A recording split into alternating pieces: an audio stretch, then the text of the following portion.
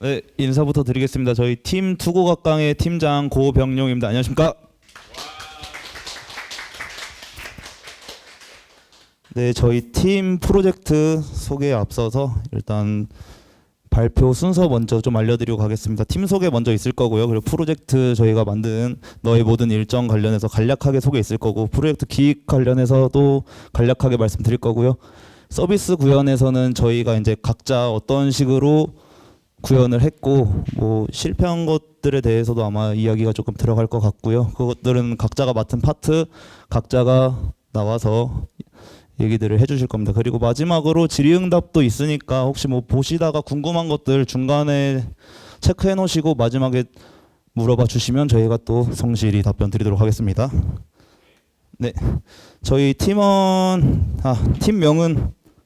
투고각강이고요. 저희 성씨 따가지고 지은 거고, 팀원들 한 분씩 소개를 드리겠습니다. 저희 백엔드 맡아주셨고, 저희 팀 예술부장을 맡아서 프론트엔드의 CSS에 많은 역할을 해주신 두소진님. 네. 네, 그리고 저는 이제 팀장 겸 백엔드 맡았고 배짱이 역할을 하고 있는 고병용이고요. 저희 팀에서 또 프론트엔드를 맡고 계신 막내 온탑 신지훈님, 네, 여기 계십니다. 그리고 저희 팀 또 마찬가지로 프론트엔드 맡고 계시고 이 헬보이 같은 아바타 갖고 계신 강가린님 앞에 나와 계십니다. 네, 그리고 네, 팀 소개 마치고요. 프로젝트 관련해서 좀 얘기를 드리겠는데, 제가 PPT를 요거 제가 만든 건데 제 PPT를 잘 못 만져서 조금 이렇게 좀 해도 양해해 주시고요.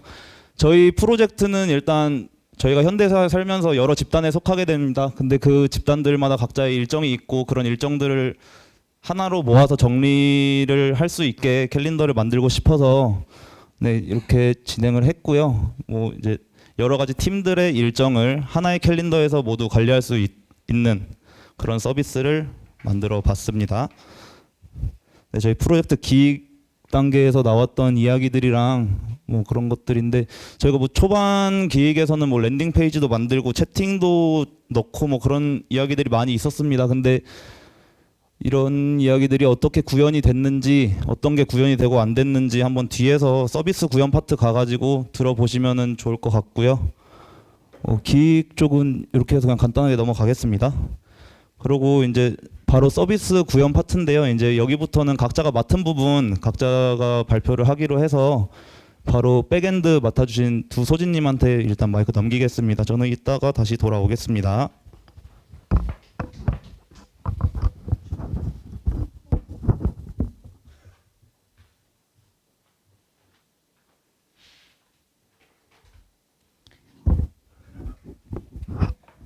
안녕하세요. 저는 백엔드와 서비스의 CSS를 맡은 두소진입니다. 첫 번째로 말씀드릴 내용은 ERD입니다. 이번 프로젝트에서 저희는 ERD를 활용하여 데이터 모델링을 선행하고 그 다음에 코드를 작성하는 방식을 선택했습니다. 저희의 데이터 모델은 주로 다음과 같은 구성으로 이루어져 있습니다. 지금 주황색으로 표시해 놓았는데 사용자, 팀, 댓글, 일정, 별명, 모델입니다. 모델 간의 관계를 간략하게 설명드리자면, 저희는 사용자 모델을 중심으로 모든 다른 모델들을 연결했습니다. 이는 사용자가 여러 팀, 여러 일정, 여러 닉네임을 가질 수 있고 여러 댓글들을 작성할 수 있기 때문이었습니다. 이와 같은 기본 구조를 바탕으로 데이터 모델을 생성하고 각 모델의 필드와 관계를 세부적으로 설정하였습니다. 이렇게 구성된 데이터 모델을 기반으로 코드를 작성하여 프로젝트를 진행했습니다.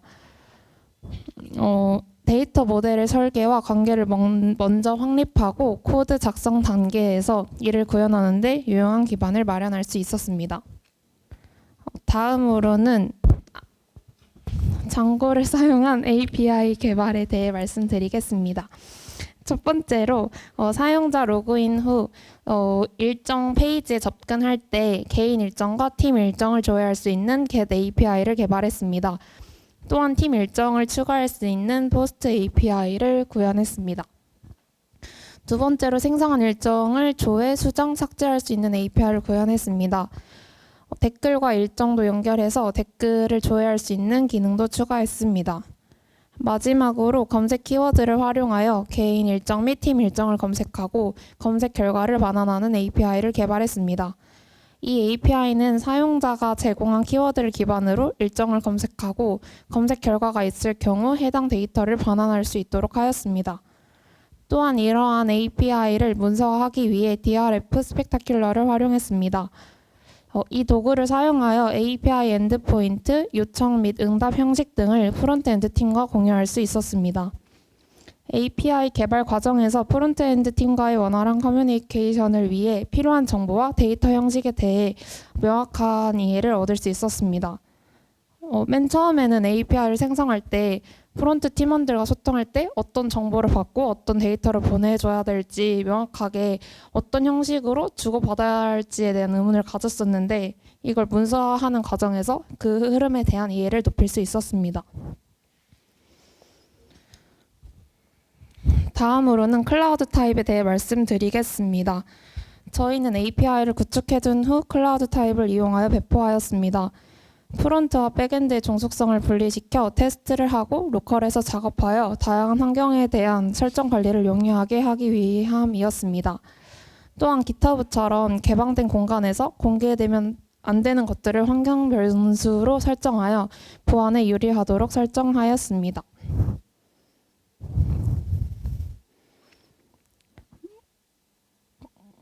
마지막으로 CSS입니다. 저희 프론트 업무를 맡아주신 팀원분들께서 유용한 라이브러리를 사용하셔서 외형적으로 크게 손댈 것은 없었지만 기능을 추가하면서 조금 더 깔끔한 느낌의 캘린더를 만들고자 CSS를 손대게 되었습니다. 전반적인 CSS를 담당했지만 그 중에서 제가 신경 쓴 부분 3가지만 말씀드리려고 합니다.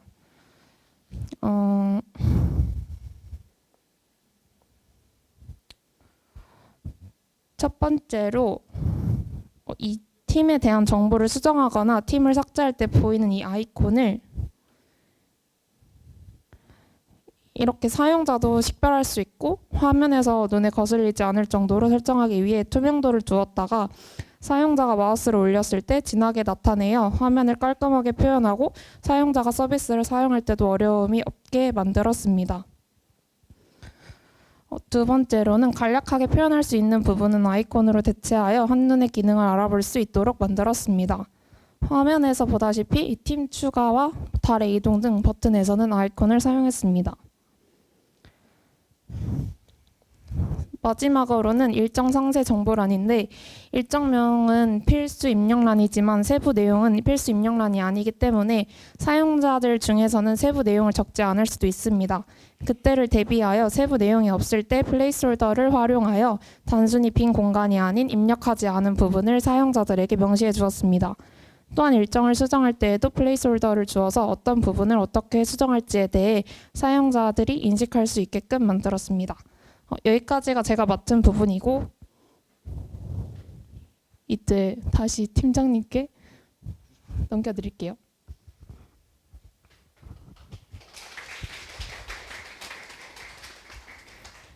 네, 또 접니다. 네, 우선 제가 만든 REST API 목록이고요. 크게 복잡한 과정은 없어서 그냥 한번 훑어봐 주시면 될 것 같고 앞에서 보셨겠지만 소진님께서는 지금 스웨거를 활용해서 API 명세서를 문서화해 주셨어요. 근데 저는 지금 엑셀을 활용해서 작성을 했고 원래 같았으면 사실 통일하는 게 프론트엔드하고 소통한 면에서 좋은데 사실 제가 미리 작성을 해놨던 거라 이거 지우고서 제가 좀 공들여서 한 거라 지우고 하기가 조금 마음이 아파가지고 조금 이번엔 나눠서 진행을 했습니다. 솔직하게. 그렇고요. 프론트엔드 분들 감사합니다. 협조해 주셔서. 그 다음에 저희가 테스트 서버를 배포를 했었는데 아까 클라우드 타입 배포해서 사용을 했다고 하셨는데 그렇게 진행을 하다가 저희가 원래 로그인을 장고에서 세션을 사용해서 로그인을 진행을 했었는데 그렇게 하다 보니까 그 쿠키에 same site라는 옵션이 있어서 다른 도메인에서 쿠키를 받아오는 게 제대로 동작을 안 하더라고요. 그래서 그 세임 사이트 설정을 논으로 설정하려면은 HTTPS를 사용을 해야 돼서 그냥 프론트엔드도 클라우드 타입으로 배포를 할까 어쩔까 하다가 그냥 이참에 한번 같이 올려버리자라고 해서 제가 테스트 서버를 구축을 했습니다. 구조는 보시는 것 같고요. 지금 GitHub 액션스까지 같이 연결을 해서 저희가 작성한 코드 푸시를 하게 되면 그 코드들이 자동으로 서버 쪽에서 풀이 돼서 도커 이미지까지 리빌딩하고 리빌딩된 이미지 도커 허브로 푸시를 해주고 도커 컴포즈를 다시 재실행시키는 방식으로 그렇게 진행을 했고요. 관련해서 GitHub 액션 워크플로우 내용입니다. 네, 방금 말씀드린 그 수준이고요. 이거 지금 프론트엔드랑 백엔드를 나눠서 워크플로우를 두 개로 나눠놨고요. 근데 과정은 또 동일합니다. 따로 설명은 더 안 드리겠습니다. 이렇게 해서 저희가 테스트 서버를 구축을 했는데 사실 이렇게 하고서도 세션 로그인 정상적으로 저희가 구현을 못했어요. 원래 같은 도메인에서 요청이 들어와서 쿠키가 설정이 되면은 들어오는 정상적으로 세팅이 돼야 된다고 생각을 했었는데 어떤 이유에서인지 CSRF 토큰이 안 들어오고 뭐 세션 아이디도 안 들어오고 그런 현상이 좀 발생을 해서 하루 정도 고쳐보려고 노력을 하다가 저희가 원인도 못 찾고 해결 방법도 못 찾아서 결국에는 심플 JWT로 급하게 선회를 했습니다. 저희가 아무래도 로그인이 가장 최우선적으로 돼야지 그 이후에 저희 API 같은 것들도 사용이 되는 서비스였어 가지고 조금 그 세션을 고치는 것보다는 빠르게 좀 진행할 수 있게 심플 JWT로 바꿔줬고요. 제가 프론트엔드에서 로그인 처리까지 같이 맡아서 해서 백엔드, 프론트엔드 로그인 처리를 제가 다 맡아서 했습니다. 그리고 앞에 보시면은 이제 프론트엔드에서 제가 로그인 처리했던 거 코드 로직이고요. 저희 API 호출할 때 전체적으로 악시오스를 사용을 해서 악시오스 인터셉터를 사용해서 저는 이제 토큰들을 이쪽 보시면 순서가 조금 잘못된 것 같네요. 리퀘스트 인터셉터 먼저 말씀을 드리겠습니다. 리퀘스트 할 때 저희가 로컬 호스트에 저장되어 있는 어세스 토큰을 각각의 헤더에다가 담아주게 해놨고요. 그리고 리스폰스가 왔을 때 만약에 어세스 토큰이 만료되어 있다라고 하면 저희 리프레시 토큰을 리프레시하는 주소로 보내서 어세스 토큰이랑 리프레시 토큰을 각각 재발급 받을 수 있도록 하고 다시 성공적으로 재발급 받았을 때는 다시 재발급 받은 어세스 토큰을 헤더에 담아서 기존 요청을 다시 보내는 식으로 그렇게 해서 사용자가 어세스 토큰이 만료됐어도 불편함을 크게 느끼지 않을 수 있게 조치를 했고요. 만약에 리프레시 토큰까지 만료가 됐다 해서 뭐 400이나 401번으로 스테이터스가 넘어온다라고 하면 로컬 스토리지를 클리어 시켜서 저희가 각각 페이지에 보면은 로컬 스토리지에 저장되어 있는 토큰에 따라서 로그인 처리를 해주고 있기 때문에 저희가 만약에 리프레시 토큰이 만료돼서 400번이나 401번 오면 로컬 스토리지를 클리어 시키는 방식으로 해서 로그인 페이지로 다시 리다이렉트 시키는 식으로 로그인을 구현을 했고요. 그리고 다 완료가 되고 프로덕트로 배포를 했는데 이게 사실 보시면 여기랑 이 GitHub 액션만 빼면 사실 구조는 똑같습니다. 근데 이 같은 구조를 갖고 있는데 왜 굳이 새롭게 배포를 했냐라고 조금 생각하시는 분들이 있을 것 같아요. 근데 사실 GitHub 액션을 이렇게 앞에서 테스트 서버에 연결을 해놨는데 이 과정에서 저희가 중요한 게 테스트하는 과정이 없습니다. 그래서 만약에 이 테스트 서버 자체를 배포하는 서버로 사용을 했다면 저희가 GitHub에 뭐 이후에 뭐 개선 사항 같은 거를 하기 위해서 그냥 GitHub에 푸시를 했다가 문제가 생기면 프로덕트 자체적으로 그냥 문제가 되는 경우가 생길 것 같아서 따로 분리를 해서 서버 하나를 새로 열었고요. 이 테스트 서버는 아직도 지금 올라가 있는데 여기는 이제 도커 이미지 생성 공장 정도로 생각을 해주시면 될 것 같아요. 저희가 이쪽에서 실제로 GitHub에 푸시를 하고 실제 테스트를 자동적으로 하진 않지만 저희가 올라간 코드들을 직접 이 배포된 사이트로 들어가 가지고 테스트를 해보고 정상적으로 작동을 하면 다시 이쪽 프로덕트 쪽에서 이미지 받아서 도커 컴포즈 다시 돌리고 하는 식으로 진행을 하고 있습니다.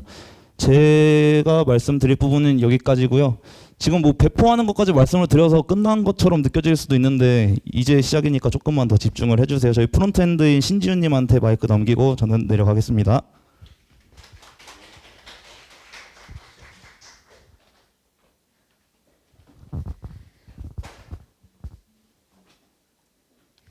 네, 이어서 프론트엔드 서비스 구현을 발표할 신지윤입니다. 저희가 구현한 페이지는 총 2개이고 페이지 구성은 다음과 같습니다. 기획 의도 자체가 자신이 속해 있는 여러 그룹의 일정을 한데 모아보자는 것이었기 때문에 많은 수의 페이지가 필요하지는 않았습니다. 초기 설정을 의논한 프론트엔드 회의에서 약 6개의 라우트가 필요할 것이라고 예상했는데 그마저도 메인 페이지인 레이아웃에 구현할 수 있는 경우엔 넣게 되면서 레이아웃 페이지의 모든 기능이 집중되었습니다. 앞서 병윤님께서 언급하셨지만 UI UX적으로는 로그인 페이지에서 리액트 훅 폼을 이용해 유효성 검사를 처리했습니다.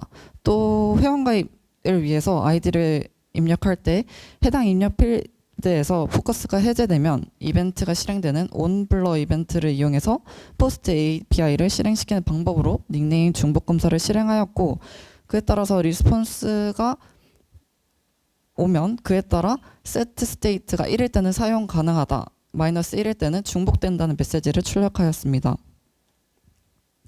다음으로 레이아웃 페이지가 로드될 때의 로직을 살펴보겠습니다.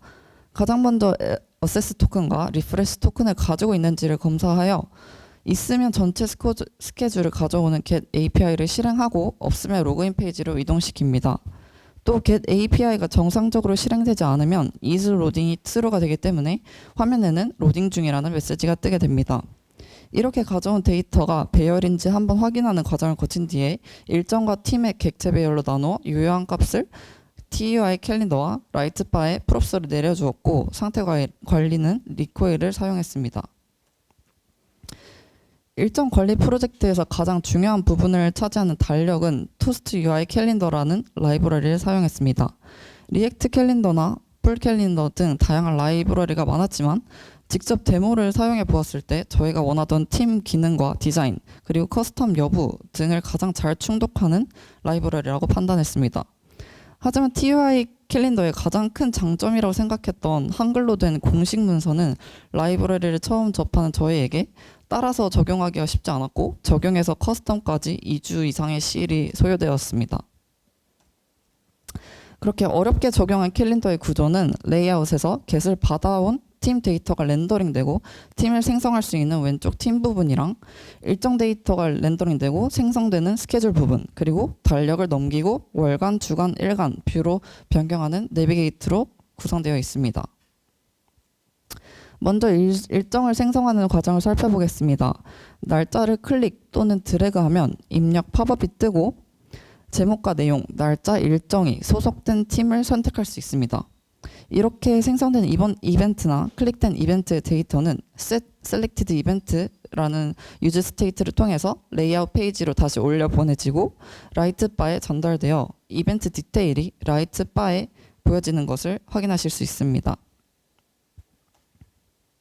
다음으로 저희 팀이 가장 중요하게 생각했던 팀 생성 기능입니다. 팀 부분 밑에 플러스 버튼을 누르면 팀 애드 모달이 뜹니다.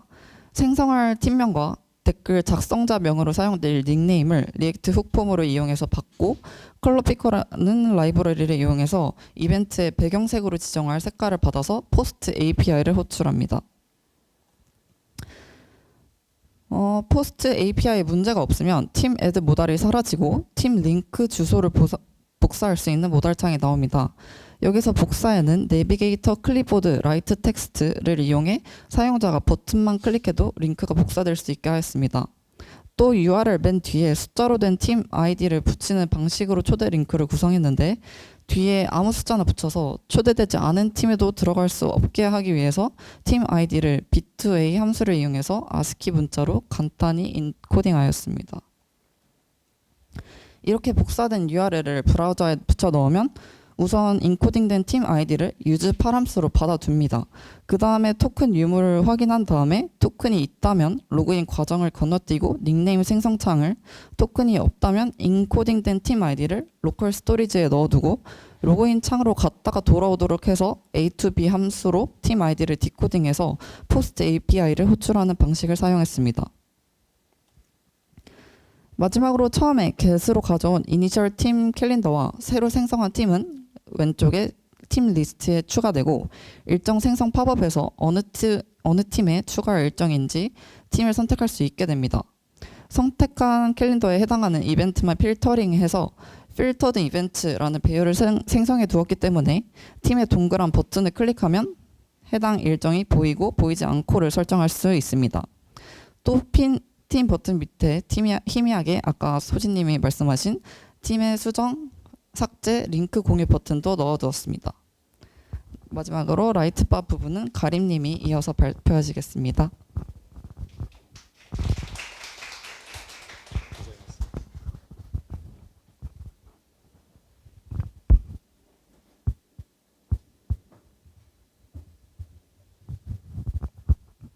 안녕하세요. 너의 모든 일정에서 이벤트 검색, 안전한 로그아웃, 사용자 정보 관리 등의 기능 등 사용자들에게 원활한 상호작용을 제공하고 스케줄을 관리하는 역할을 하는 라이트바 컴포넌트에 대해 말씀드리겠습니다.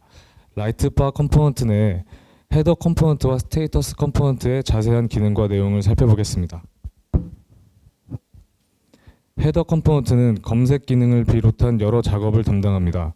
검색 기능 중 중요한 함수 중 하나는 핸들 인풋 체인지입니다. 이 함수는 사용자가 검색창에 텍스트를 입력할 때 실행됩니다. 입력에 기반하여 스케줄스 배열에서 이벤트를 필터링하고 필터 스케줄스라는 새 배열을 생성합니다. 검색 결과는 서치 인포라는 하위 컴포넌트에 표시됩니다. 여기서 스케줄 제목, 팀 이름 및 시작 종료 날짜가 서식을 갖추어 표시됩니다.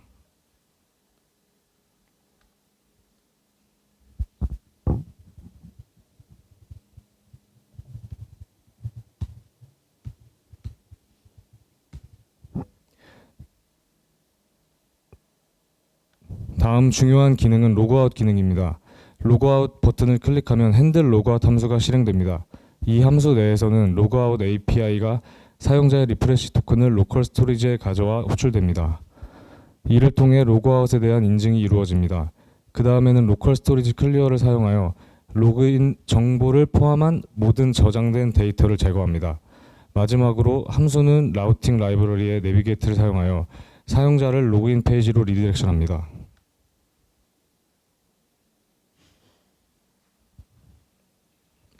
다음은 사용자의 비밀번호 변경 및 계정 삭제 기능입니다. 사용자 정보 수정을 위해 패치 유저 인포 함수가 서버에서 사용자 데이터를 비동기적으로 가져옵니다. 사용자 데이터가 표시되며 사용자는 비밀번호를 변경하거나 계정을 삭제할 수 있습니다. 비밀번호 변경 시 컴포넌트는 새 비밀번호와 확인 비밀번호가 일치하는지 확인합니다. 일치하면 myInfoUpdate API 함수를 호출하여 비밀번호를 업데이트합니다. 변경 후에는 로컬 스토리지가 초기화되어 로그아웃을 처리되며 사용자는 로그인 페이지로 리디렉션됩니다. 계정 삭제는 myInfoDelete API 함수를 호출하여 이루어지고 삭제 후에는 로컬 스토리지가 초기화되고 사용자는 로그인 페이지로 이동하게 됩니다.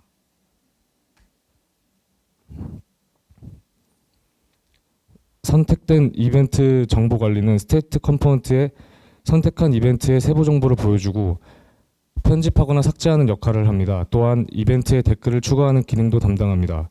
선택한 이벤트 데이터를 추출하여 상태 변수로 관리하며 수정은 편집 모드에서만 가능합니다. 이벤트 편집 삭제는 핸들 에딧 이벤트 함수로 이벤트의 편집 모드를 전환시킵니다. 편집 모드에서는 함수가 수정된 내용으로 이벤트를 업데이트합니다. 또한 스타트 타임과 엔드 타임의 시간 형식을 변환하여 지역화된 형태로 표시합니다.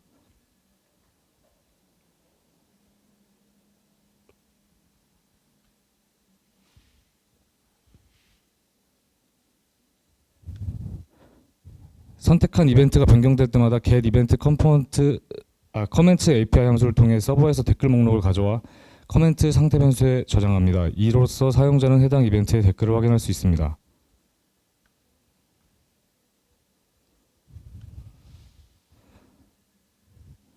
댓글을 수정하려면 핸들 에디 커멘트 함수를 사용합니다. 사용자가 수정한 내용을 서버로 전송하고 수정된 댓글을 화면에 업데이트합니다.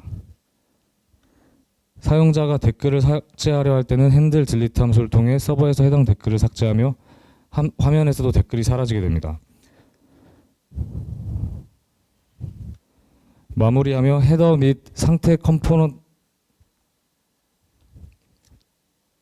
사용자들에게 이벤트 검색 기능을 제공하는 핵심 요소입니다. 상태 컴포넌트는 선택된 이미지를 자세히 보여주며 이벤트 편집 및 삭제를 지원하며 이벤트 댓글과 상호작용할 수 있는 기능을 제공합니다. 감사합니다.